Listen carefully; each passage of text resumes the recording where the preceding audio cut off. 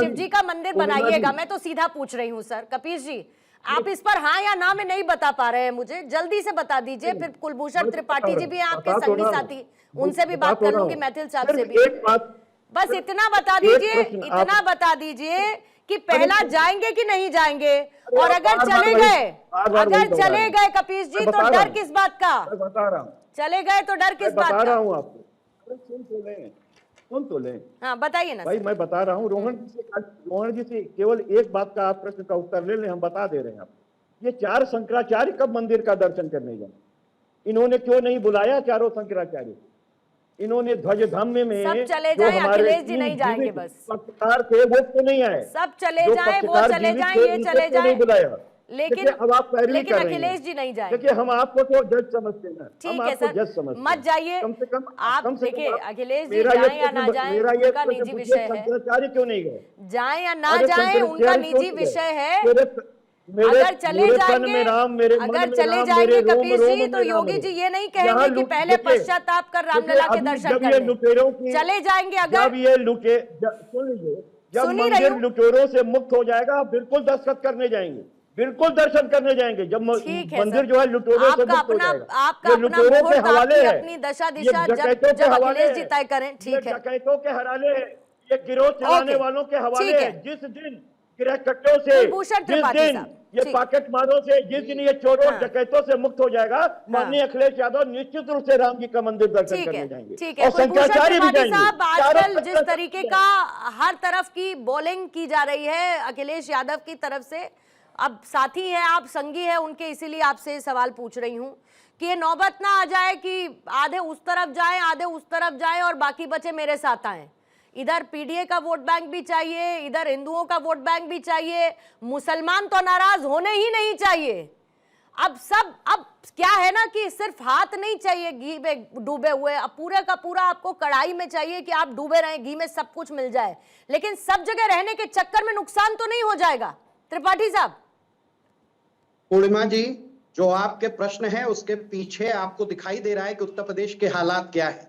अभी मुख्यमंत्री जी के स्टेटमेंट आप सुना रही थी, भाजपा प्रवक्ता बोल रहे थे, लेकिन जिस भी मुद्दे पे इनसे बात करो वहां ये गायब हो जाएंगे। अभी मुख्यमंत्री जी कह रहे हैं कि कट्टा बनते थे, वो कट्टा क्या भारतीय जनता पार्टी खरीदती थी? उन्हीं कट्टों से आज आम आदमियों की हत्या हो रही है, नागरिकों की हत्या हो रही है उत्तर प्रदेश में। आज अपराध यहाँ चरम पर है। एक घटना आपकी महानगर में घटती है, राजधानी में घटती है, 15 बच्चे मर जाते हैं, वहां तो जाके उनके माता पिता से आप कहते हैं भाषण मत करो। पूरे प्रदेश में घूम घूम के आप राम राज्य का गुण गा रहे हैं, लेकिन ये राम राज्य कौन सा है जिसमें राम को लूटा जा रहा है, राम का चढ़ावा उठा लिया जाता है?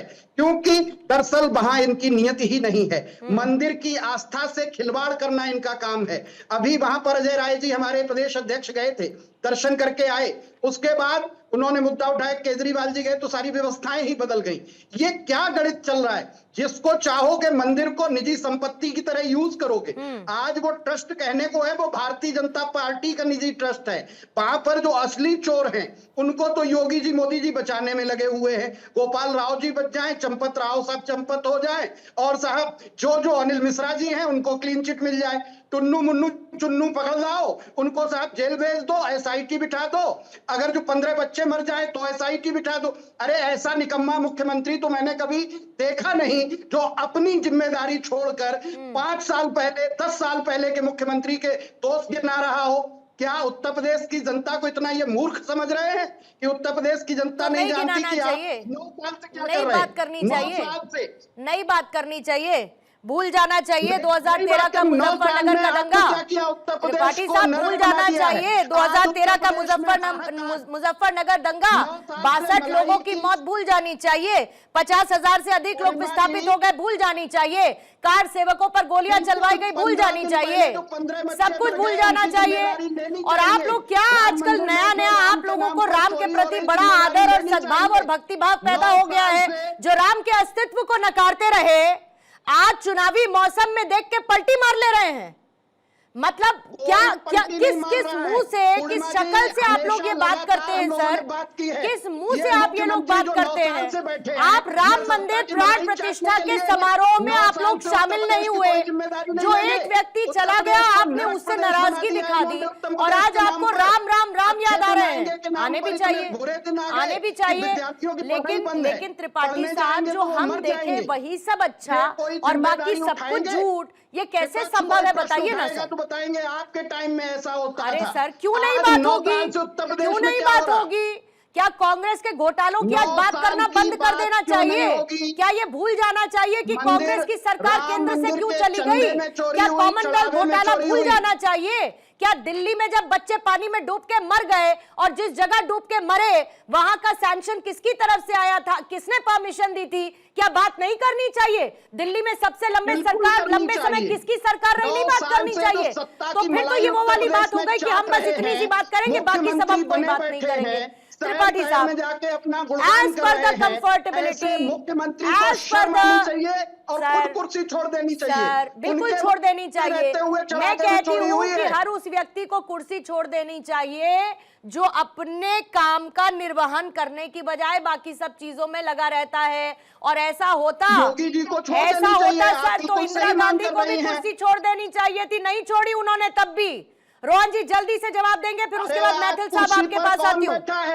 सत्ता की आपने जितने सवाल उठाए, जनता कोई ठीक है जवाब ले लीजिए रोहन गुप्ता जी जल्दी।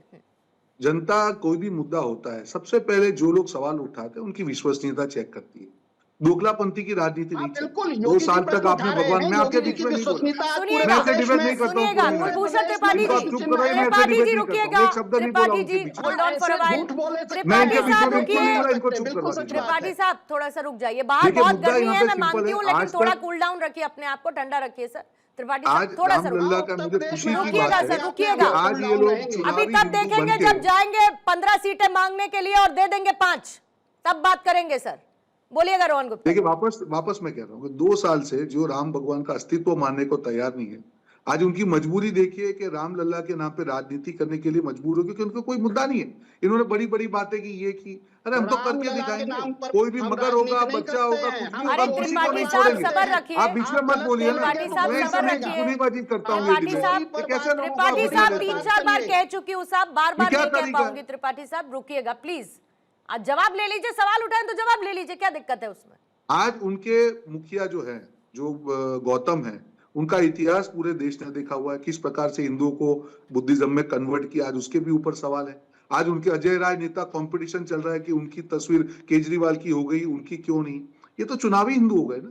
क्या जनता को नहीं मालूम है? अगर आपके दिल में रामलला होते तो आपके नेता 2 साल में तो चले जाते। ठीक है, आपने कहा कि नहीं प्राण प्रतिष्ठा में थे, भाजपा ने बुलाया, हम नहीं गए। क्या राहुल गांधी जी 2 साल में एक बार भी भक्त बन के दर्शन नहीं कर सकते थे? यही तो आपकी विचारधारा है। जब आपके शीर्ष नेतृत्व जहां से एमपी है, मेंबर ऑफ पार्लियामेंट है, अगर वहां जाके रामलला के दर्शन नहीं करते हैं और आप इस मुद्दे पे आप राजनीति करने निकल पड़ेंगे तो जनता तो सवाल उठाएगी। नहीं मानिएगा त्रिपाठी जी, बोला ना, आप क्यों कर रही है त्रिपाठी जी? नहीं मानिएगा, क्या तरीका?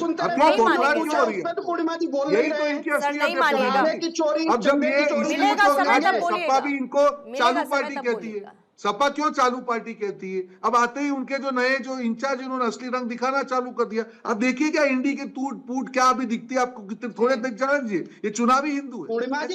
आपके अगर दिल में पूर्णिमा जी, जब आप सवाल किसी भी मुद्दे में उठाते हैं तब आपकी विचारधारा क्या है, जनता उसको बार बार सवाल है त्रिपाठी जी, वो सवाल है, वो सवाल कहीं नहीं गया, आप चिंता मत करिए। और वो जब तक दूध का दूध पानी का पानी नहीं होगा तब तक कोई भी शांति से नहीं बैठेगा, चिंता मत करिए।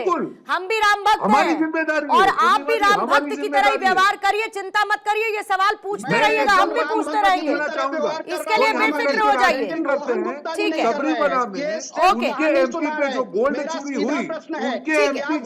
एक बार मैथिल साहब में, ठीक है मैथिल साहब को मैं लाना चाहती हूँ।